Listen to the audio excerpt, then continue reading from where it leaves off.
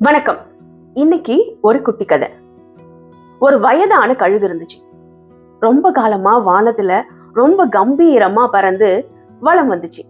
ஆனா இப்போ அது நெகங்கள்லாம் வளைஞ்சி அதன் அழகு ரொம்ப நீண்டு வளர்ந்து நெஞ்ச குத்திக்கிட்டு அதன் இறகுகள் எல்லாம் ரொம்ப பலுவாகி கனத்து பறக்க முடியாம இருந்துச்சு. இப்படி ஒரு நிலையில கழுகு ஒரு முக்கியமான முடிவை எடுக்க வேண்டியிருந்தது. ஒண்ணு, இப்படியே கஷ்டப்பட்டுக்கிட்டு சாகிறது, அப்படி இல்லைன்னா தன்னை ஒரு கடுமையான மாற்றத்திற்குள் உட்படுத்திக் கொள்வது. இந்த ரெண்டுல ஏதாவது ஒரு முடிவு எடுக்கணும். உடனே இந்த கழுகு தன்னை ஒரு கடுமையான மாற்றத்திற்குள் உட்படுத்திக்கலாம் அப்படின்ற முடிவை எடுத்தது. இந்த முடிவு தான், இந்த மாற்றம் தான் இந்த கதையோட சுவாரஸ்யமே இருக்கு. அதுக்காக அந்த கழுகு ஒரு உயரமான மலை உச்சிக்கு போனுச்சு.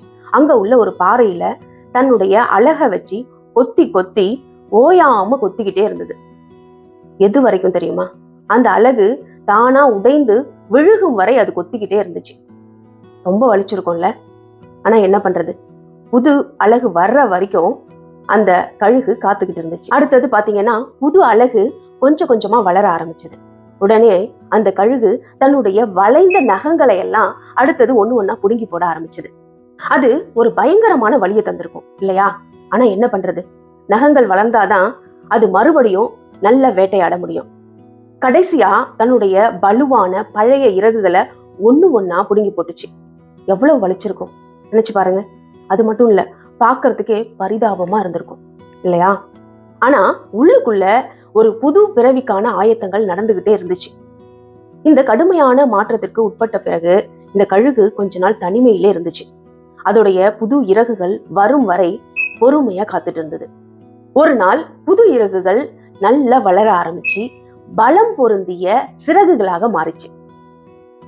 இந்த கழுகும் வானத்துல கம்பீரமா பறந்து வலம் வந்துச்சு.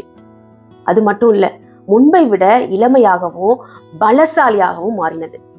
அதோட பார்வை திறன் இன்னும் கூர்மையாக இருந்தது. அதுவரைக்கும் இருந்த வாழ்க்கையை விட இன்னும் ரொம்ப காலம் அந்த கழுகு மகிழ்ச்சியாக வாழ்ந்தது அப்படின்னு இந்த கதை முடியுது. இந்த கழுகோட வாழ்க்கை சுழற்சி கதை நமக்கு என்ன சொல்லுது? நாம இந்த கதையிலிருந்து என்ன கத்துக்கிட்டோம்? நம் வாழ்க்கையில சில நேரங்களில் நமக்கு கூட ஒரு பெரிய மாற்றம் தேவைப்படலாம். அந்த மாற்றம் கடுமையானதாகவும் வலி நிறைந்ததாகவும் இருக்கலாம். ஆனா அந்த மாற்றத்திற்கு நம்மை உட்படுத்தும் பொழுது நமக்கு ஒரு புது வாழ்க்கையே தொடங்க முடியும் அப்படின்றதான் இந்த கதை உணர்த்துது. கழுக மாதிரி மீண்டும் இளமையாகவும் பலசாலியாகவும் பறந்து வலம் வர முடியும். ஆனா மாற்றத்துக்கு நீங்க தயாரா இருக்கணும். நீங்க என்ன சொல்றீங்க?